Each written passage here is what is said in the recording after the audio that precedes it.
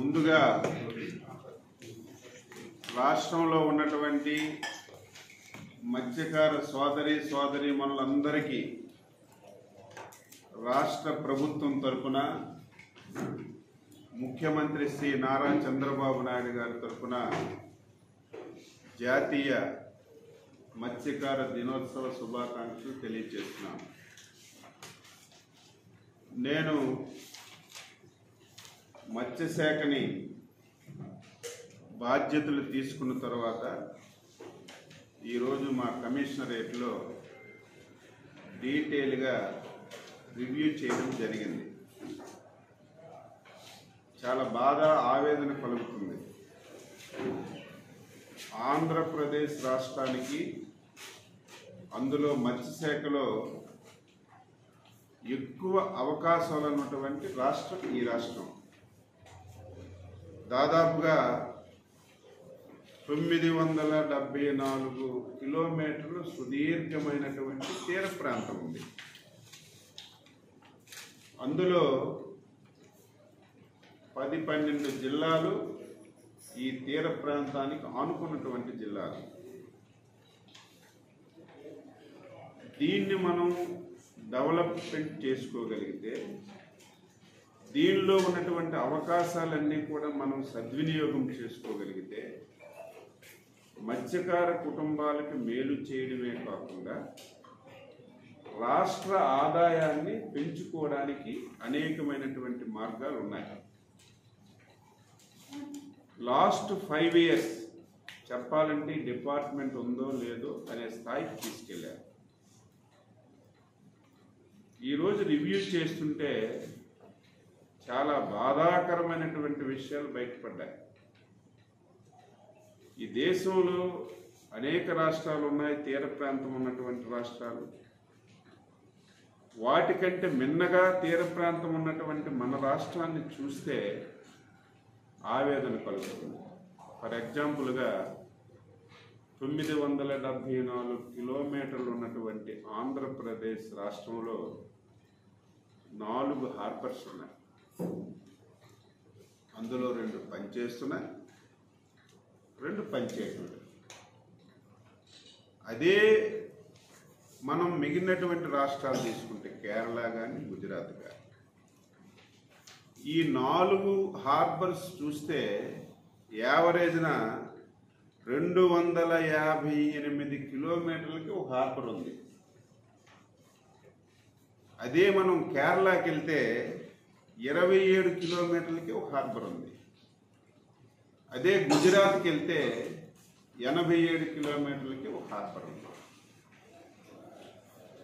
అక్కడ మత్స్య సంపద ఎందుకు వస్తుందంటే, ఎన్ని హార్బర్లు మనం అన్ని క్రియేట్ చేసుకోగలిగితే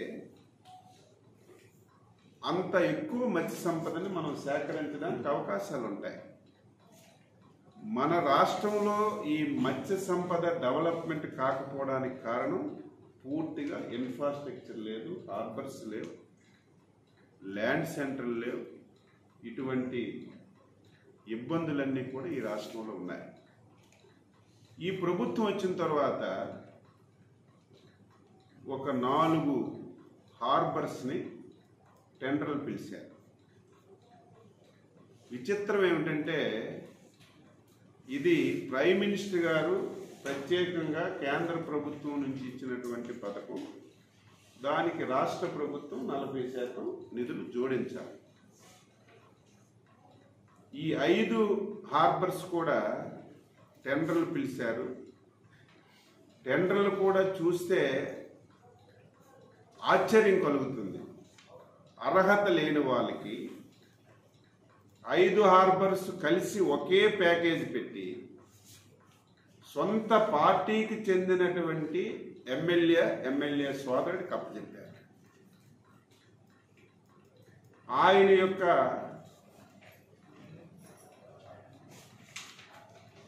కాంట్రాక్ట్ వ్యవహారాలన్నీ పరిశీలన చేసి హార్బర్స్లో పూర్తిగా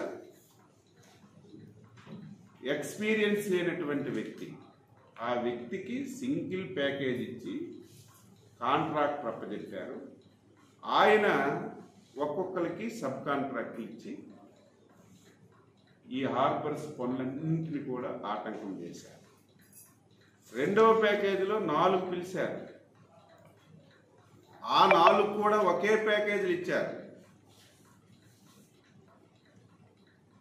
ఆ 4ంటికి ఎక్కడ పని ప్రారంభించలేదు, ఒక తట్టిడి మట్టి కూడా తీయలేదు.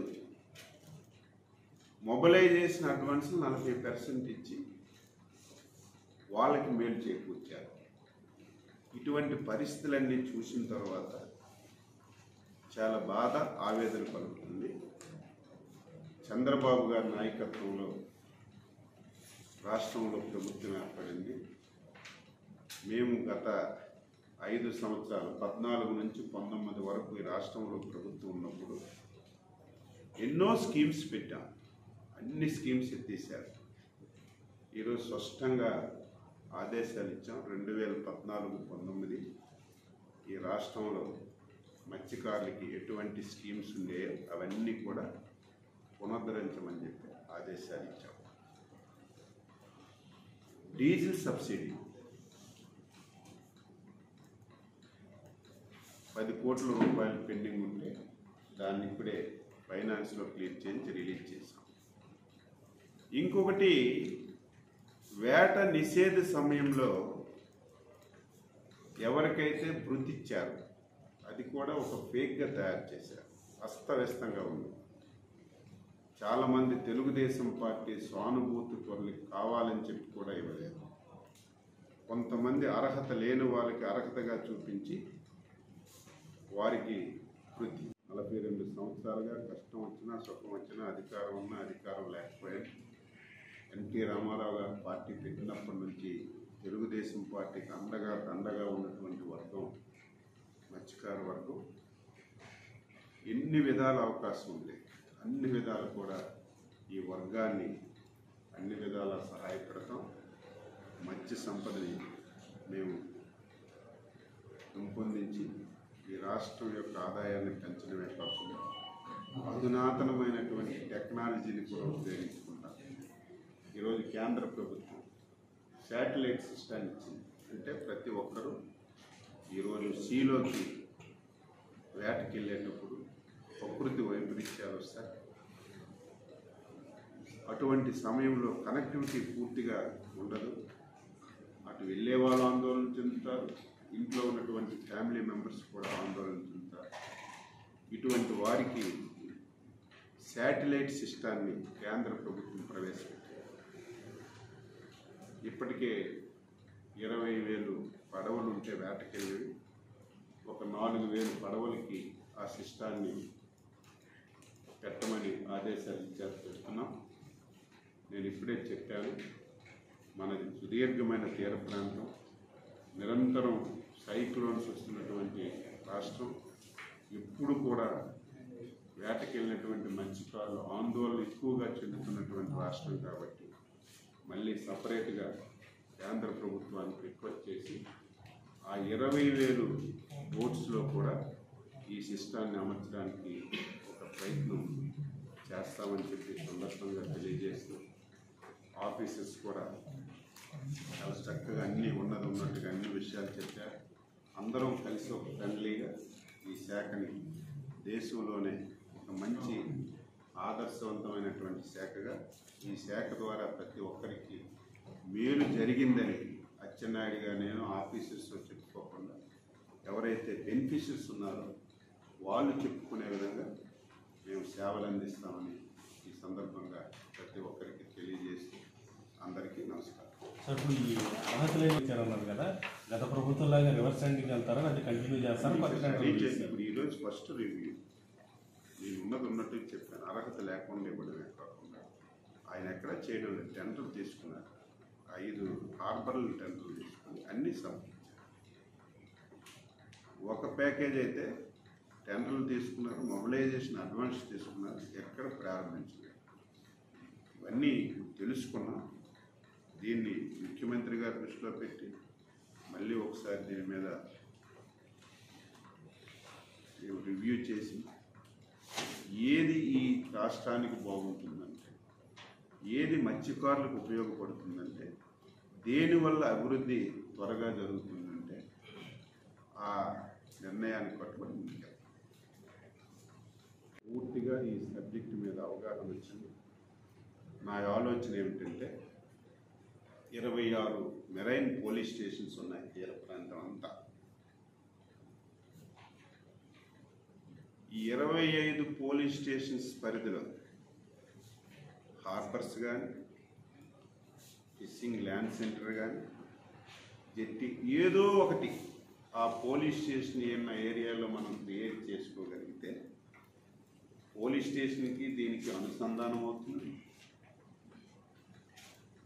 మనకి మత్స్య సంపదను ఎక్కువగా సముద్రం నుంచి తీసుకురావడానికి అవకాశాలు ఉంటాయి.